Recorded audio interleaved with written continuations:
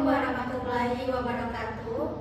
Baiklah, di sini kami akan memaparkan dan menjelaskan materi kami, yaitu tentang peradaban lama Sungai Indus, mata kuliah sejarah budayaan.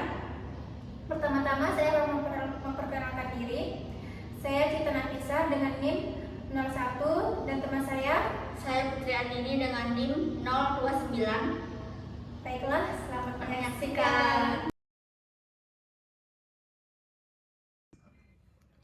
Halo semua, kali ini kami akan menjelaskan tentang salah satu peradaban tertua di dunia, yaitu peradaban Lembah Sungai Indus. Peradaban ini berkembang sekitar tahun 2500 sampai 1500 sebelum Masehi di wilayah Asia Selatan, tepatnya di sepanjang Sungai Indus yang sekarang termasuk Pakistan dan India bagian barat laut.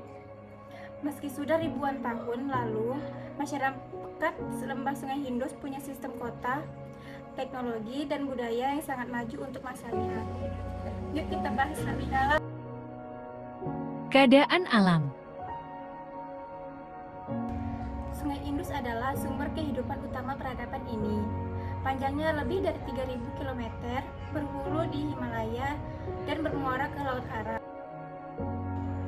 Setiap tahun sungai ini meluap karena salju di pegunungan mencair dan angin muson datang. Lumpur yang terbawa air membuat tanah di sekitar sungai jadi sangat subur. Berkat itu, masyarakat bisa menanam gandum, selai, kapas, dan kacang-kacangan. Pertanian mereka juga maju dan hasilnya melimpah untuk kehidupan kota-kota besar seperti Harappa dan Mohenjo-daro. Di utara, ada pegunungan Himalaya yang melindungi dari serangan luar. Di barat ada Hindukus dengan celah Khyber Pass yang jadi jalur dagang penting, dan di selatan ada Laut Arab yang membuka akses perdagangan laut. Wilayah ini juga kaya sumber daya alam, ada batu, tembaga, dan kayu dari hutan.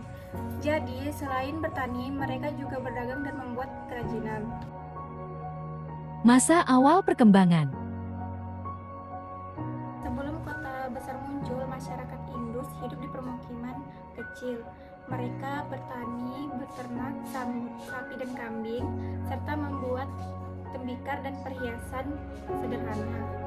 Lama-kelamaan, kegiatan ekonomi mereka berkembang. Ada yang jadi petani, pengrajin, dan pedagang. Pembagian kerja seperti ini menunjukkan kalau masyarakatnya sudah mulai terorganisir. Dari desa-desa inilah nantinya tumbuh kota besar dengan sistem sosial dan ekonomi. Masa puncak kejayaan.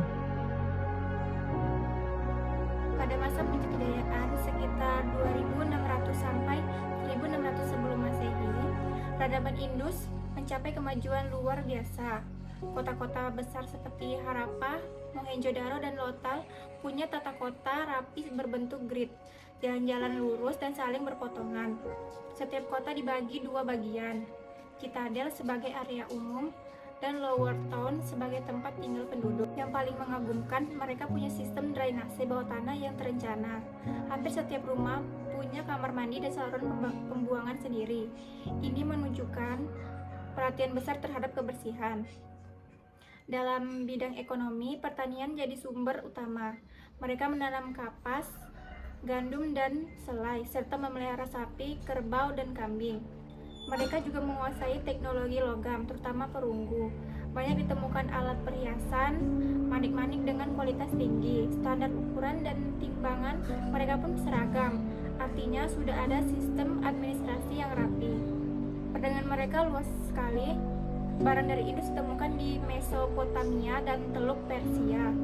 Kota Lothal bahkan menjadi pelabuhan besar. Wujud kebudayaan.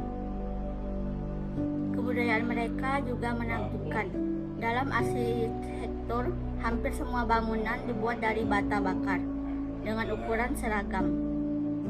Kota mereka bersih dan teratur. Ini menunjukkan kalau masyarakat Indus punya tata pemerintahan dan perencanaan yang baik. Meski belum diketahui bentuk politiknya. Dalam seni, mereka menghasilkan banyak seperti patung, arca, dan perhiasan. Patung dan singgah dari perunggu dan prisking dari batu jadi contoh betapa halusnya karya mereka. Tulisan mereka berupa simbol-simbol yang bergambar hewan disebut aksara Indus. Sayangnya sampai sekarang belum bisa dibaca. Dalam kepercayaan, masyarakat Indus menyembah Dewi, ibu sebagai lambang kesuburan dan menghormati hewan serta pohon. Ada juga patung yang dipercaya sebagai Dewa Pasupati. Kemungkinan awal dari Dewa Siwa. Masa kemunduran. Sekitar tahun 1900 sebelum Masehi, peradaban Sungai Indus mulai melemah. Kualitas bangunan menurun serta drainase rusak dan perdagangan yang berkurang. Banyak kota besar akhirnya ditinggalkan. Ada banyak kemungkinan penyebabnya, seperti perubahan iklim, sungai yang bergeser, dan bencana alam atau datangnya kelompok Indo-Arya. Tapi satu hal yang pasti, kemunduran ini terjadi perlahan, bukan tiba-tiba. Setelah masyarakat Indus kembali hidup sederhana. Pengaruh terhadap bangsa lain. Meskipun akhirnya runtuh, peradaban Indus meninggalkan pengaruh besar bagi bangsa lain. Hubungan dagang mereka menjangkau Mesopotamia, Persia sampai Teluk Persia.